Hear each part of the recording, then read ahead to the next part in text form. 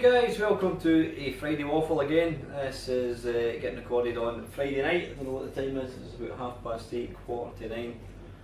I've just had my dinner, so I hope you've all had an alright week. As per normal, my work is just daft busy. It really is, and I'm going to be getting a whole lot busier as well because we've had a few changes in staff and that kind of stuff, so I'm going to be taking on a bit more work, but yeah, I'm sure it'll be fine. So yeah, what have I been up to this week? The last 7 days since last week's waffle. I mentioned it was my birthday on the 19th of October. You can stick that in your diary for next year. And I had a little, I'm not even going to call it a party, it was a get together because I don't do parties. I'm really not a big fan of birthdays. I don't mind other people's birthdays, but I'm not a fan of my own birthday. It's literally just, it's a number for myself. So yeah, we had a get together. We had, I think there was supposed to be about 25 people coming. It was just really family and friends, and unfortunately there was about 8 or 9 didn't turn up. They said they couldn't make it. And what we did was we contacted a local Chinese takeaway place and we placed an order, and you ought to have seen the food. The amount of food that we got was just unbelievable. It got to the point, I mean, we all had tons to eat, and instead of giving, I don't know if it's an English thing as well, but certainly in Scotland you get what's called a doggy bag. Basically stuff that you can't eat, you get to take away with you. And instead of, normally in a birthday party or whatever, you get a piece of cake.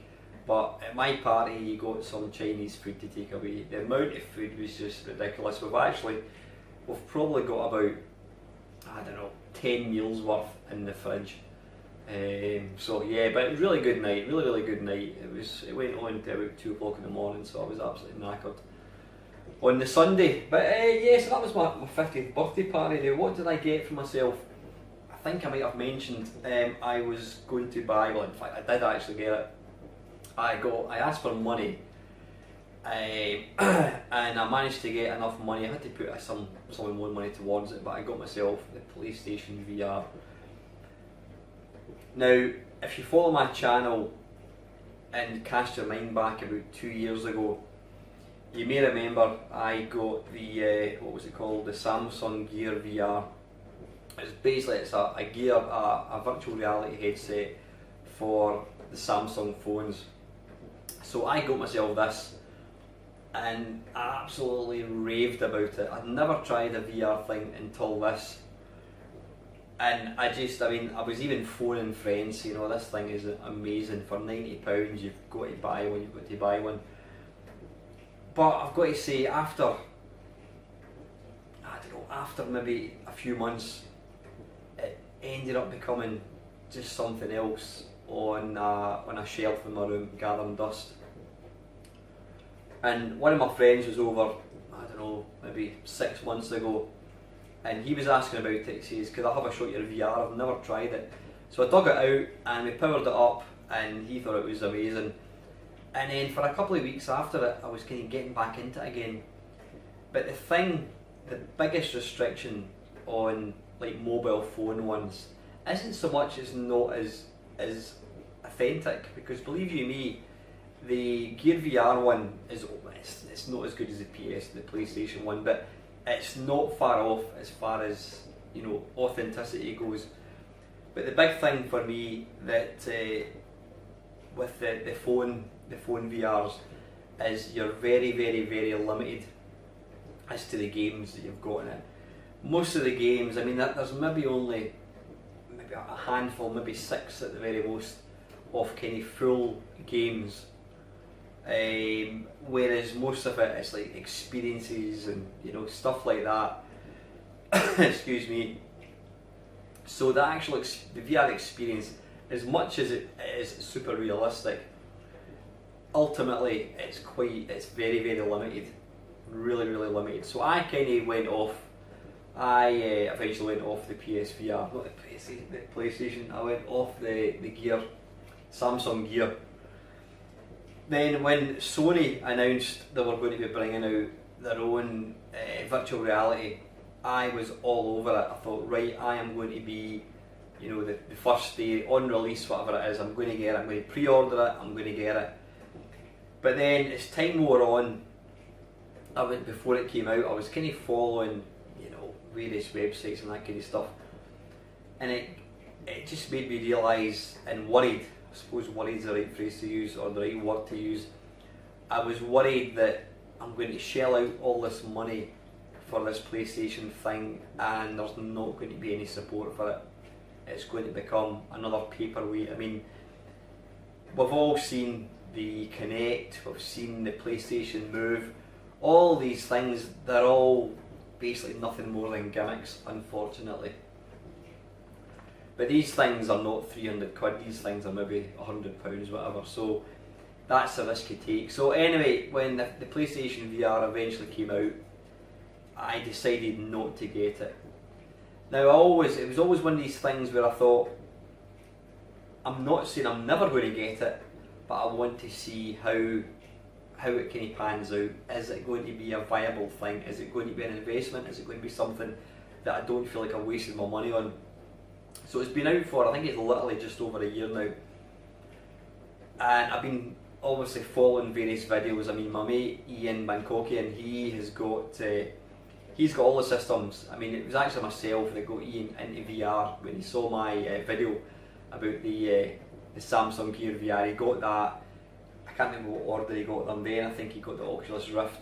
Then he got the PlayStation VR. Then he got the Vive. So he's got all of them. So I've been watching his videos plus other people's videos. And then when I was down at, excuse me, where was I? I was down at the Insomnia gaming event down in Birmingham earlier on in the year. It was quite big. It was very, very popular, the VR, the PlayStation VR. So at that point I thought, you know what, now is the time to jump in. I was quite happy, there's enough games out there, you know. I'm convinced that PlayStation or Sony are going to invest in it. I don't think it's going to be one of these things where they're going to kind of pull the rug from underneath. So I got my PlayStation VR a couple of weeks ago, and I've got to say I am extremely impressed. I mean, graphically wise, or you know, there's a thing called what's it called, the barn door effect. Now, if you imagine pixels are round, pixels are not square, pixels are round. Now, if you place two circles on top of each other, in fact, imagine snooker balls. If you place 15 reds together, there's tiny little gaps between each ball, and basically it's the same with a PlayStation VR, or any VR actually, because it's kind of zoomed in, because it's like magnified. It basically means that you're looking at the pixels up close, and it's called the barn door effect, and it's basically the gaps between the pixels.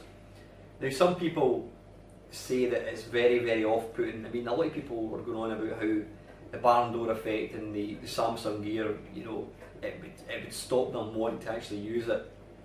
I can see what they mean, yeah, you can see the little spaces, but, and it's the same with the PlayStation VR, but I think for me, I am not, as much as I love technology, I am really not somebody who gets off in like 4K or HD. Yeah, I've got a PlayStation 4, I've got an Xbox One, and they do HD.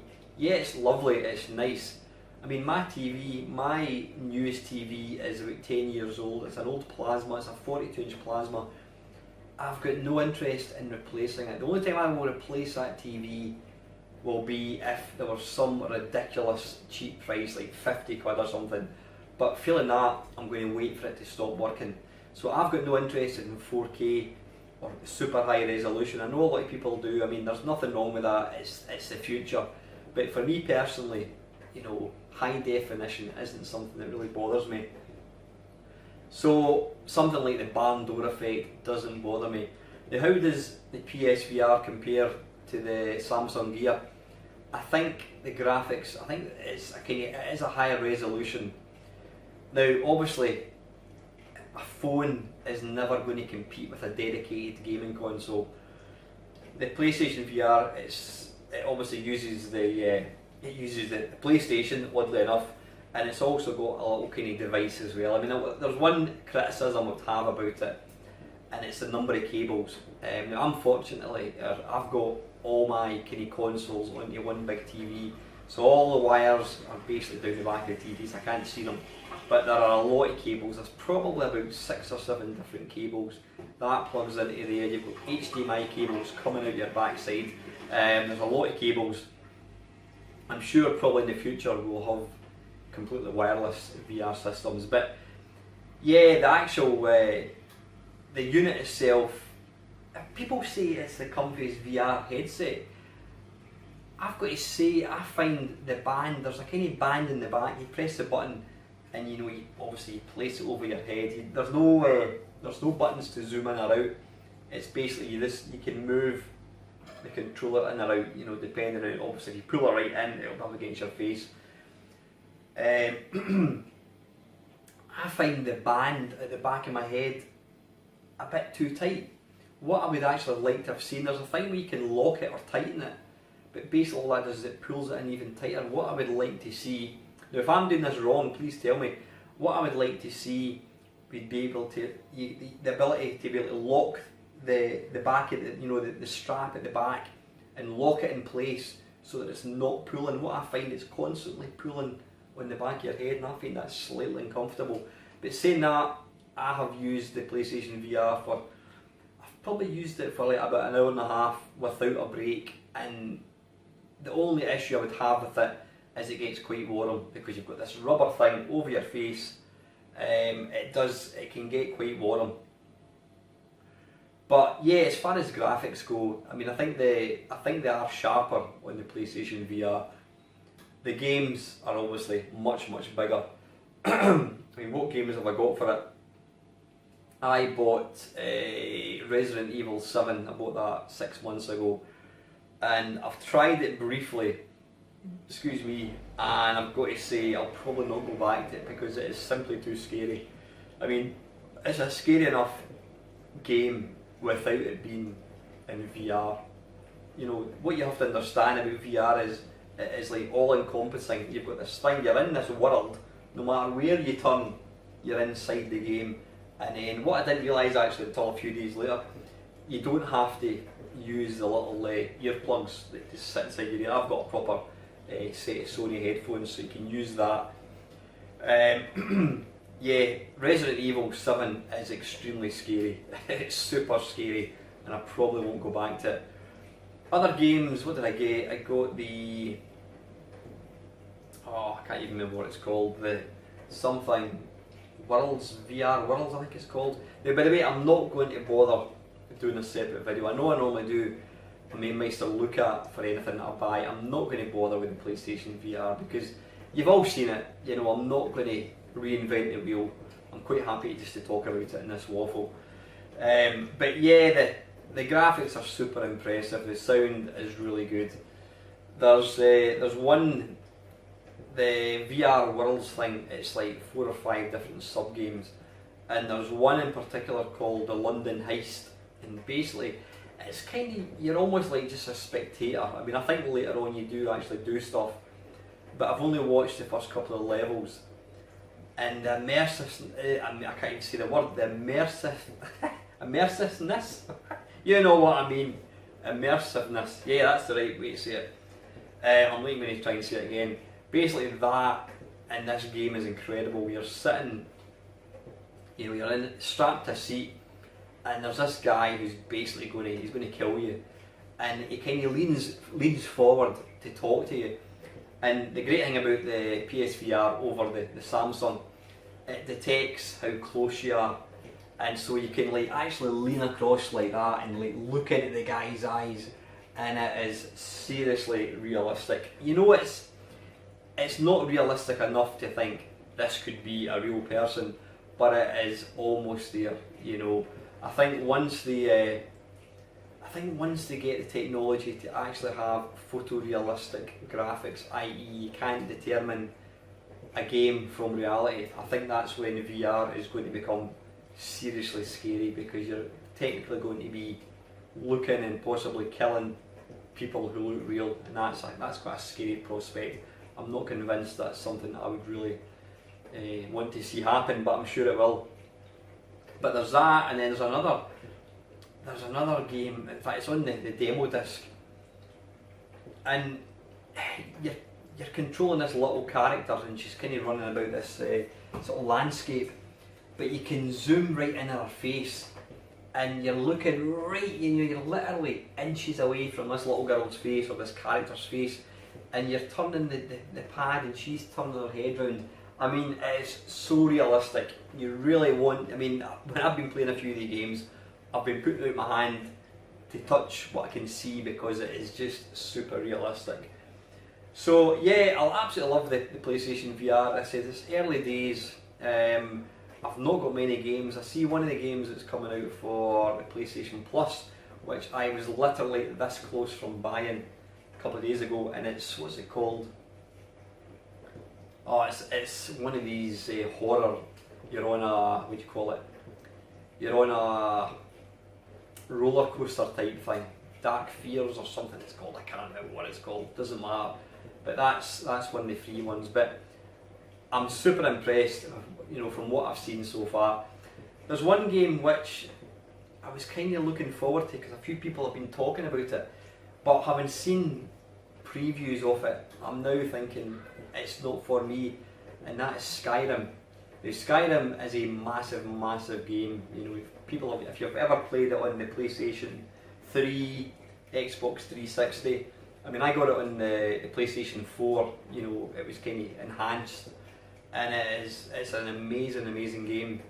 Now they've brought it out. It's getting released. I think it gets released at the end of this month actually, in VR, and it looks really good.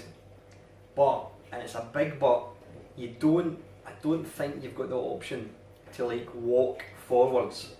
You basically teleport. You've got this little line that you move. It's like, I was going to say Google Maps.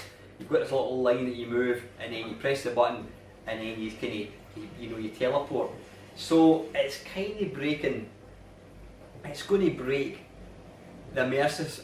There we go. I can't even say that word again. It's going to break feeling like you're in a real world, and that's a shame. It'd be nice if they were to incorporate the ability to actually walk like you can in the game. I mean, I know Resident Evil 7 has got so many different options. I mean, one of the big things about a lot of VR games, in fact I'll just touch on it just now actually, is the nausea factor. Some people cannot play VR games without feeling sick. In fact, my big mate, Lactobacillus Prime, Mark, is selling his VR. I don't know if he's actually got rid of it, but he's selling it because he cannot get to grips with the nausea part of it, and that's a shame.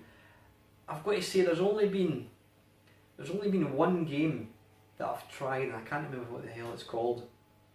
You're basically in this big kind of mech suit, and you're jumping about and shooting other robots, and that's got, you use the left stick to kind of turn around very quickly, and that is generally where you get the sickness, when your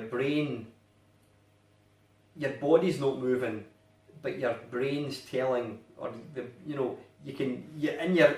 through your eyes you're turning, but your body's not, and it's that kind of break in the sort of system that makes you sick. So this one game, so I can't remember what the hell it was called again, that gave me slight nausea. But in the main, I've got to say, I've not really had any problems. I mean, they do recommend you don't play it for any more than about half an hour at a time, but so anyway, that is it. I mean, I'm really impressed with it. I says, yeah, I was talking about Skyrim. I wouldn't be getting it. I says, unless they build in the option that you can actually walk forwards, left and right, because I think the teleport thing is going to be slightly disappointing. So yeah, that is VR. I'll just have a wee drink of my tea when I'm right. Next thing, I did show you it last week. In fact, I made a video. It's my shortest video. I think it's 29 seconds, and it was my Mainmeister's minimalistic review of Mario Odyssey. Now, before I talk about the game, What is a Main Meister's minimalistic review? Well, it's exactly what it says in the tin. It is me doing a extremely minimalistic review. So in the case of Mario Odyssey, it lasted about 3 seconds. The one thing that I'm really surprised about is the lack of thumb downs. I honestly thought I was going to get loads of thumb downs because I've called it the Main Meister's minimalistic review Mario Odyssey, and the fact that it's called Mario Odyssey is going to get people watching it. So I thought I'm going to get shitloads of people saying this is shite, this is crap, what a lot of rubbish, not getting the point. It's all for a laugh, but it's a feature that I'm going to continue to do. I think it's just something a wee bit different. It's just for a laugh. You know, some people take life way too serious. But as far as the game goes itself, it's an amazing game. I mean, if you've ever played Mario 64 and N64, you know what a sort of 3D Mario game is. It's kind of similar to the Mario, I can't remember what it was called, the Mario game on the Wii. No, the Wii U I should say, sorry. Similar graphics, but it's just been, the amount of love that's been lavished in this game is incredible. The presentation, the graphics, the originality, the landscape, the number of moves. I mean, this game has got loads of moves. You can play it using the sort of nunchuck, whatever they're called, the little bits that detach. You can play it, you know, docked. I'm actually using the Pro controller, and I'm only 2 worlds in. I've maybe played it for about an hour and a half. I'm not far into the game at all, but what an amazing game. It's such a delightful game, and as I've said before, if you don't enjoy playing a Mario game, then you're missing the point, because, you know, say what you will about Nintendo, they get a lot of critics, but when it comes to making games, they absolutely nail it. It's a delightful game, so I really need to get stuck in. I might actually play it tonight if I can get this waffle put out. So yeah, that was Mario Odyssey. The last thing I'm going to talk about, because I don't actually have that many questions, is it's titled Finding Time for a YouTube Channel. Now what sparked this was one of the guys that I watch on YouTube. He's called N Jenkin, Nick Jenkin. His channel's called N Jenkin. Now Nick, he does you know, old style games. He likes his Spectrum and that kind of stuff, but I enjoy his stuff. He's got, I think he's maybe just slightly less number of subscribers than myself, but we've been going virtually for the same time. I think Nick has been going longer, but I think he kind of retired the channel for a long time and he kind of came back maybe 2-3 years ago. But I watch Nick's videos, always really enjoy them. And then there was a video he put out, was it yesterday, the day before I think it was, and it was entitled like, I'm retiring the channel. And what Nick was saying was he's now starting a new job on Monday, and it's more travelling, it's going to be like longer hours and that kind of stuff away from home. And he said that he realises that he just won't have the time to put into having a channel. So reluctantly he's going to, he didn't say he's going to knock it in the head, he says he'll try and maybe do a video once a month, something like that, but basically it's just he's going to kind of retire it for the time being and see what happens. I've got to say, when I watched his video, I was actually quite sad. I was saddened that maybe it's the age I'm at. You know, I'm getting a bit kind of you look back at things all the time. You know, you always say you shouldn't always look back, but when you get to a certain age, you do look back a lot. And you don't want things to change. You know, you think that things can go on forever the way they are, and I suppose Nick's channel is one of these things. You know, you've got your excuse me, a bit, my beard's just annoying my mouth, tickling. Yeah, and I enjoy watching Nick's channel, and suddenly here he's telling us that the channel is no longer going to exist, and it just kind of made me quite sad, and it got me kind of reflecting on my own YouTube channel. I mean, right now and it's, you know, it is a big thing. I get to work from home. Yeah, I've got to go to site, you know, as and when, but I get to work from home, and so it means that, you know, the back of 5, I'm finished work, and so, you know, that gives me. I mean, I generally don't record videos at, you know, 5:30 at night, whatever. But I think because when I finish work, I've got more time than a lot of people. You know what I mean? So that is the time that I can then use for recording videos. Now, if things were to change in my job, and I was to start a new job, or, you know, have to travel, do a lot of travelling, and it was going to impact on my life, and maybe I've got to go to, I mean, I go to bed way too late, but if I was having to get up at like 6 o'clock in the morning, then I'd need to go to bed earlier. So if something changed on the job front as well, I would have to have that, I would have to make that same video that Nick put out. You know, I'm not saying I would want to retire the channel. It would probably be along the lines of, you know, cutting it back to maybe 1-2 videos a week. I mean, at the moment, I put out usually Monday, Wednesday, Friday, and then I usually put out a wee video on a Saturday or Sunday. So I put out at least 3 videos a week, usually 4. Just depends. You'll never get me putting out a video every day. That just wouldn't happen. I did do that, and it got to a point where I'd had enough, and I was actually going to close the channel. So that will never happen. But yeah, I think it would. If my circumstances changed, then I would have to cut back in videos. I wouldn't stop the channel unless something bad happened, but I wouldn't want that to happen. But anyway, it's got a kind of happier ending than Nick Jenkins' story. He made a video today. I was watching it actually. I was watching it just about half an hour ago, and he's basically saying that. I mean, I commented in Nick's video saying how I was saddened to hear that he's going to knock his channel on the head, but I fully understood his reasons for doing it. Now, what Nick is now saying is he was kind of blown away with the support that he got. He didn't realise quite so many people enjoy his channel to the degree that they do enjoy it. So he's not going to retire it, but what he says is he'll try and get maybe 1 video a week, which is excellent. That's good news. But yeah, it just got me thinking about my own circumstances. You know, if things were to change in my private life or personal life, my work, whatever, then that would cut back on the amount of sort of spare time that I've got, and it would probably impact. But yeah, I think it's like anything. It's not just YouTube. It's like anything in life. We do things, we've got hobbies, we do it because we want to do it, but things can change, you know. So anyway, yeah, that is enough of my questions. So let me just, I'll read just now.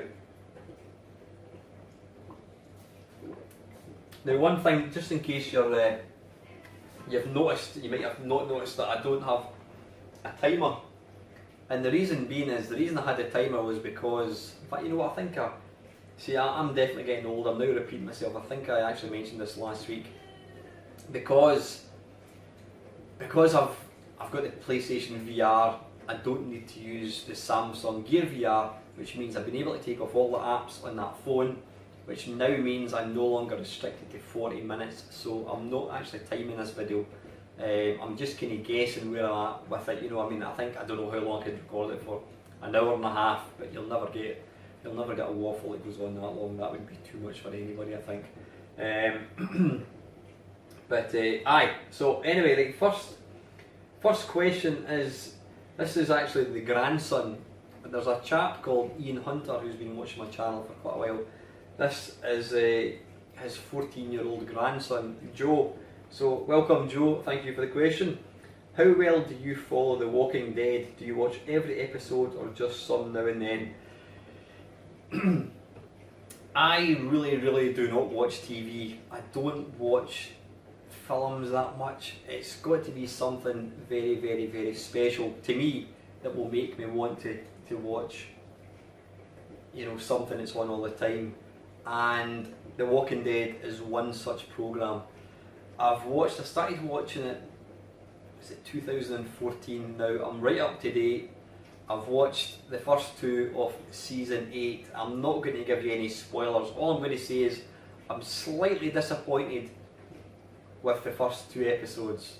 I thought the second episode of season 8 was probably about the weakest. I just found it quite boring. But one of my mates who reads the comics tells me it should get better. But yeah, I've watched every single episode. I've really enjoyed it. The only other TV programme that I watched every episode was Breaking Bad. I've actually watched that twice. Really enjoyed it. But yeah, I love The Walking Dead. Hopefully it'll get better. I don't know. I just haven't enjoyed. What do you think, Joe? Did you enjoy it? If indeed you've actually watched season 8, there's going to be. It comes out on a Sunday, so episode 3 will be out in 2 days' time actually. But I do enjoy The Walking Dead. Love it to bits. Slightly disappointed with this season, but hopefully it will get better. But anyway, Joe, listen, thanks very much for your question, mate. In fact, you've actually got another question down below that I must have missed from last week. Next one, Mr. Batman. As we get ready for the Xbox One X, I was playing my Xbox 360 and thinking that for its age it still holds up well compared to the successor of the Xbox One. I thought much the same thing regarding how good the PlayStation 3 looks against its successor, the PlayStation 4. And it got me thinking that in my view the technology gap between last gen and this gen is the smallest I can recall. So my question is twofold. What generations do you feel had the smallest gap between them, and does the industry need the Xbox One? For me, although it looks good, my original Xbox One, does it need the Xbox One X? Although it looks good, my original Xbox One will still play the same games, maybe just a tad less glossy. Ultimately, it's about the games, and the difference at this point looks negligible. Your thoughts? I've always said that, but I think I was talking earlier on about not really being HD doesn't really impress me. It's not something that I particularly get excited about.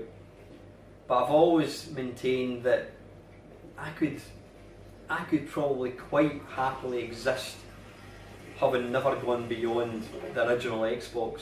I mean, you know, there is a difference between the Xbox and the Xbox 360, but this continual need to keep pushing out new platforms.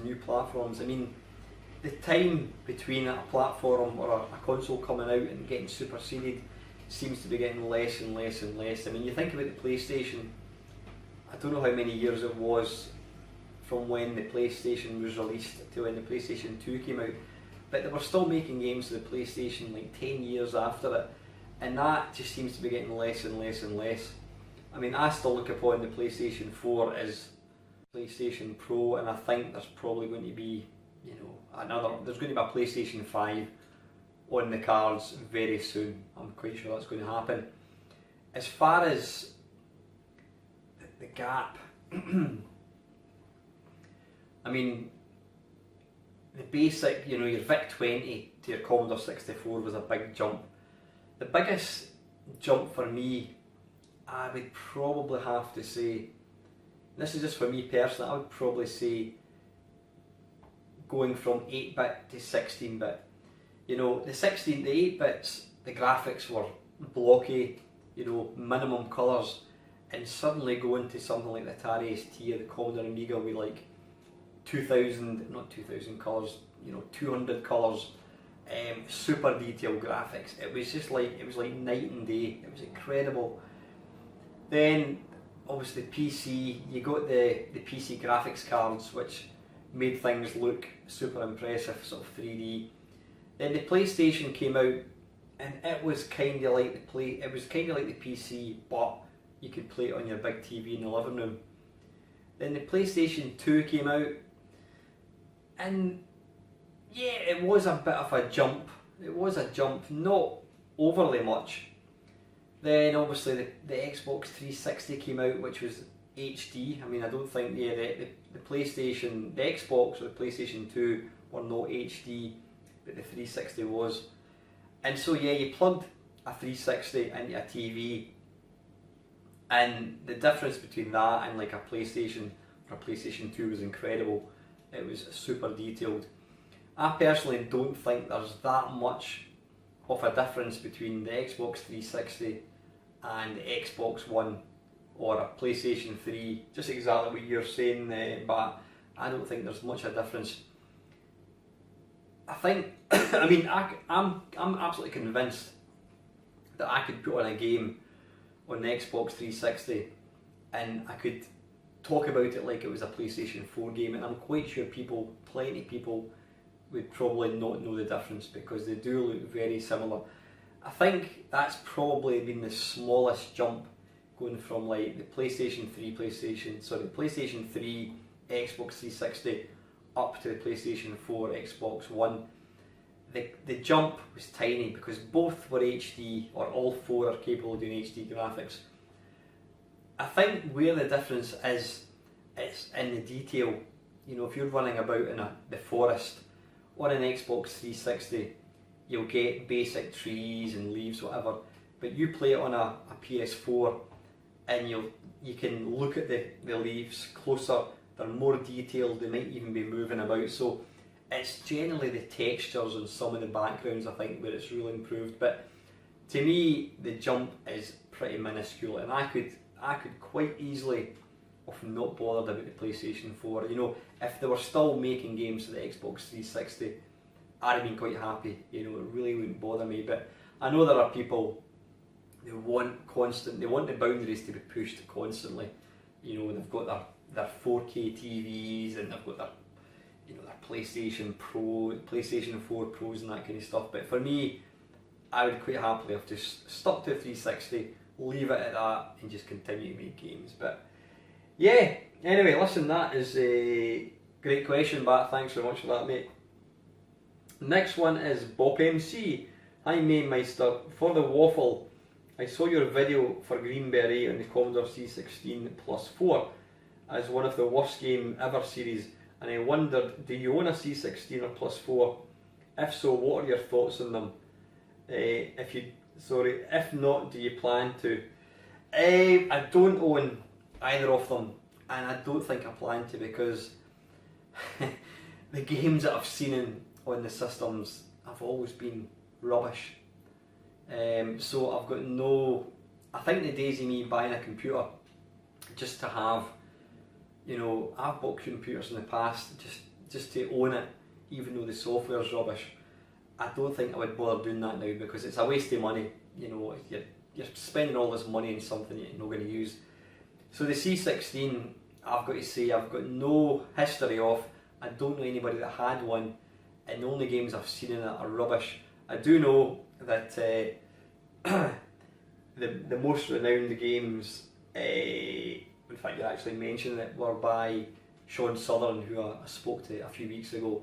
I had a nice chat with Sean. What was interesting was there is a C16 Plus 4 sort of user group, and they got a hold of my interview, and they were quite complimentary, I have to say. They were saying, oh, this is a great interview with Sean Sutherland, but it came out that basically Sean is quite difficult to get a hold of, and they were saying, oh, so I wish we'd seen the questions beforehand, we had questions to ask him.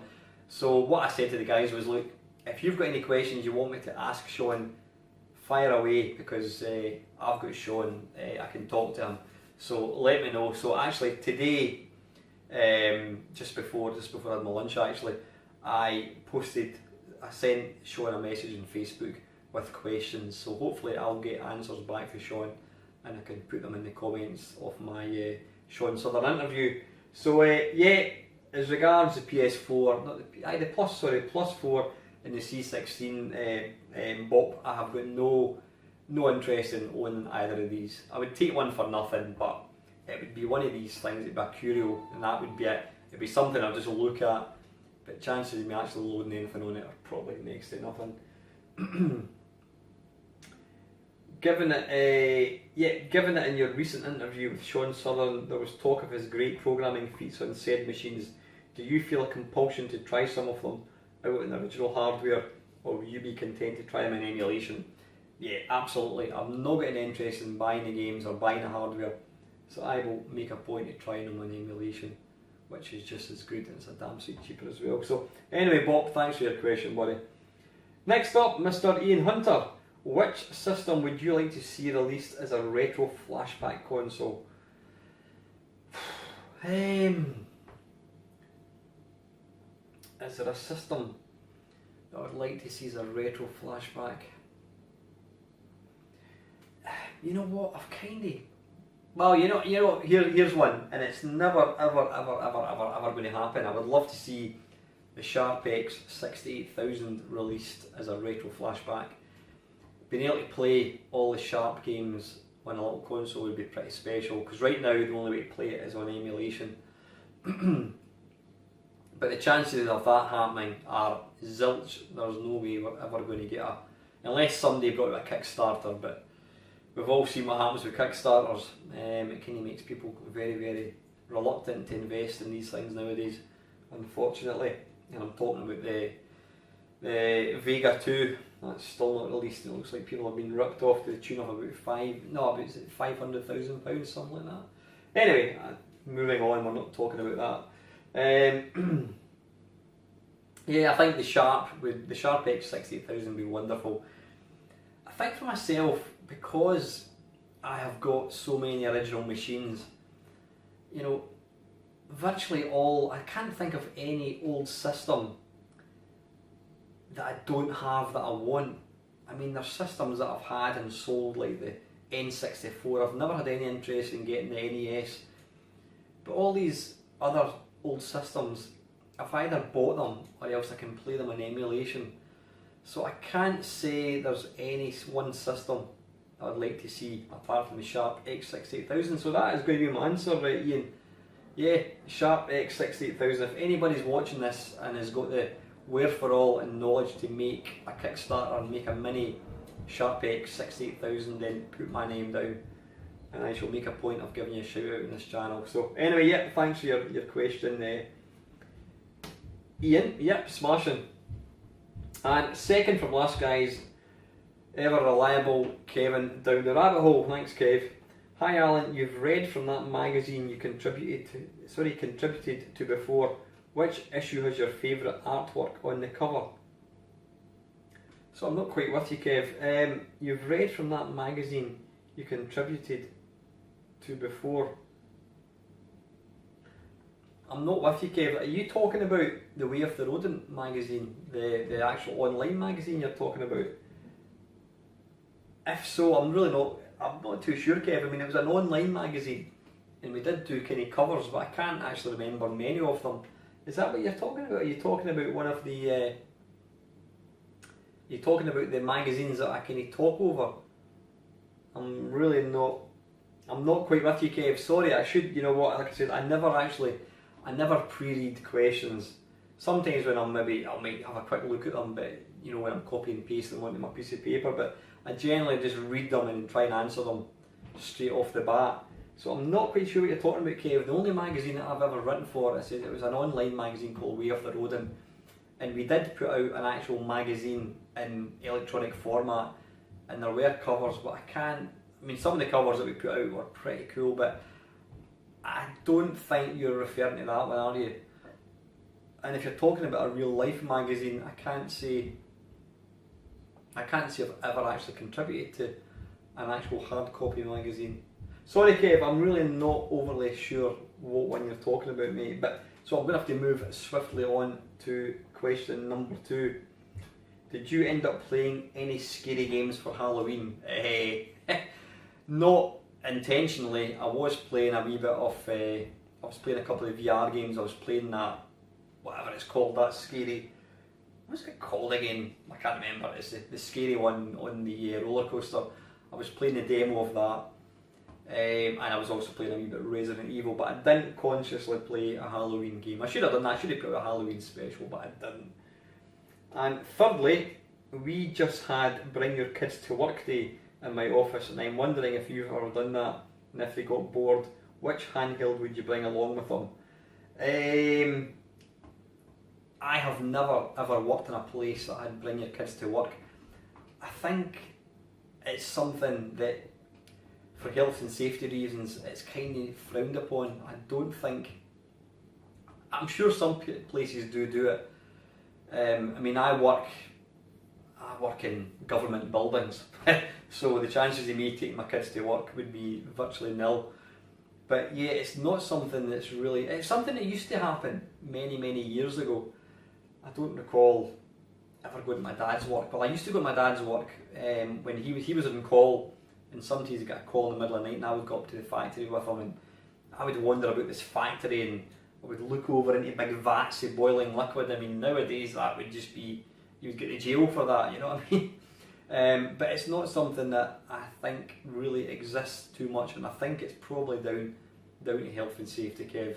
You know, you need to have anybody under, even like if you've got any member of staff under a certain age, you've got to do a risk assessment. So I think with that risk in mind, I don't think it's something that you would actually get. But if I did take Ava to my work, what handheld, I'd probably bring along the Switch, because she's not really a fan of retro games anymore. She used to be, but not so much now. So it would have to be Nintendo Switch with Mario Kart 8 or Mario Odyssey, something like that. Excuse me. And finally, did you see those new PlayStation VR games announced in Paris? I didn't actually. What I'm going to do is I'm going to have a look at that tonight. I'm always interested to know about more games. I mean, what I don't want to find out is that the system that I bought just a couple of days ago is no longer getting supported. I don't think that's going to happen. I think, you know, there seems to be a good support for VR, which I'm delighted for, but I'm not aware of the games, Kev, so I'm going to, thanks for the wee heads up, I'm going to go and check it out just now. So, yeah, thanks for your question, Kev. And finally, Mr. Joe Hunter again, my youngest subscriber by far. I think, unless there's anyone even younger that watches this, I don't think so. Hey Al, just wondering what your opinion on professional gamers, as in gamers who play for teams and compete for sometimes up to millions of pounds in rewards. It's not something I've got any interest in, Joe, to be honest with you. I don't play modern games, but the funny thing is, my daughter has actually been watching, she loves Overwatch, which is a kind of sort of first person shooter. It's kind of like Quake 3, it's absolutely massive. She plays a lot of Overwatch, and tonight, I think it's over this weekend, there's actually the World Championships Overwatch, and she was watching Great Britain playing against Sweden, I think it was, and they were getting stuffed, so they're getting beaten. But she was telling me that they're all professional gamers. It's quite insane to think that could be your job, you know, playing video games. I understand why people will play video games to maybe like bug test them and get paid, because you're working for a company. But the fact that you can actually earn money, I mean, obviously it's prize money, is insane. I suppose if you're good enough and you're lucky enough to actually get a living out of playing video games, then, you know, kudos to you, well done. I'm jealous, but I don't have the skill to do that. But yeah, it's just another thing in society now. You know, things have changed. You'd never imagined 20 years ago that somebody would be able to make a living out of recording on YouTube, and here we are. You know, I don't make a living out of it, obviously, but there are people who do that. There are people who play games and get paid because they record it on YouTube, whatever. And, you know, and there are people who play video games professionally and actually make money. I don't think it's that big in the UK, but I think in like Japan, I think they're still into kind of, you know, even like Street Fighter 2, that's still a massive game that gets played even now. If you can hear the beeping, it's the dishwasher telling me that the dishes are up. But anyway, listen, that is the last question. So thanks very much to all my questions, to everyone that took the time to actually ask me something. Before I go, I've just got a quick shout out. One of my regular viewers, Mr. Doug Scullery. Now Doug was very generously, he wanted to give me some money as a kind of thank you for me doing my channel. Now I told him in no uncertain terms that I would not accept money. I would never ever take money or gifts of anybody for doing this. This is a hobby of mine, I should say. But Doug insisted, so what I agreed to do was he sent me some money, and it's actually tomorrow I'm going to go up to the local children's, it's not a hospice, but it's a little daycare centre where kids that don't have long to live, basically, they go there and they get looked after. So I'm going up there tomorrow with the money that Doug gave me to donate that. So thanks to Doug. But the point of the shout out was Doug has very generously decided he's running a competition. Now it's a 4-part competition. He'll give you clues and you've got to try and come up with, a place. Now what I'll do is I'll put the link down below. Now Doug is doing this for no other reason other than he just wants to do it. Now the prizes, get this, he's offering the choice of a PlayStation 4 with a game, I think, a Switch with a game, and an Xbox One with a game, which is just fantastic. That's a lot of money. So basically the winner gets to pick one of these systems. Now he's agreed that I can take part as well because I've not got any advantage at all. We were looking to host the competition on this channel, not as a means for me to get more subscribers or more views. It was just as a means to get people to look at it. But I do know that you've got to be careful with giving away prizes on YouTube. I think they can look upon it as just exactly what I've said there. They can look upon it as you trying to almost buy subscribers or buy views. So that's why I had to unfortunately say to Doug that I couldn't host it on my channel. But Doug he's got his own channel and he's got his own video out about this. So I'm going to put the link to it below. Go and check it out. Take part in it. I think you've got to email Doug the answers. Fantastic prizes up for grabs. So I think it's just one winner, and I think he'll only actually send it within the UK, unfortunately. But I can totally get that. Like I says, Doug is gaining nothing from doing this other than the satisfaction of actually hosting the competition. So go and check it out and win yourself an absolutely amazing prize. So, and finally, not tomorrow night. This is Friday.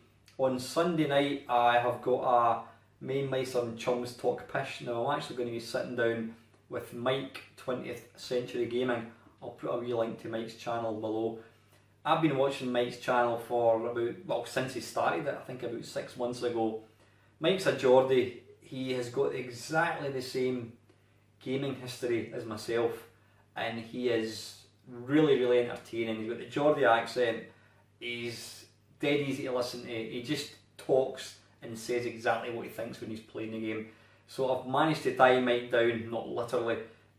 He's going to come on to Skype with me on Sunday and we are just going to talk pish.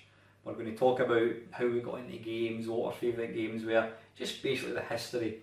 We're both kind of the same age. I think I'm maybe, slightly older than Mike, but I think he's kind of the same age group. So go and check it out. I'm going to be recording that with Mike on Sunday and I'll probably put it out maybe Monday, Tuesday, Wednesday next week sort of thing. So that is it, guys. I just want to say, as always, thanks very much for the continual support, all the comments. Sub numbers are going up. It seems to have kind of stalled a wee bit this week. I was hoping to maybe try and get to 2,000 before Christmas. I think it's unlikely now unless things drastically change, but that would be a lovely Christmas present, hitting 2,000 subscribers before Christmas. But I think I'm kind of going to struggle on that one. But yeah, it just remains for me to say, guys, have an absolutely excellent weekend, and as always, thank you very much for watching.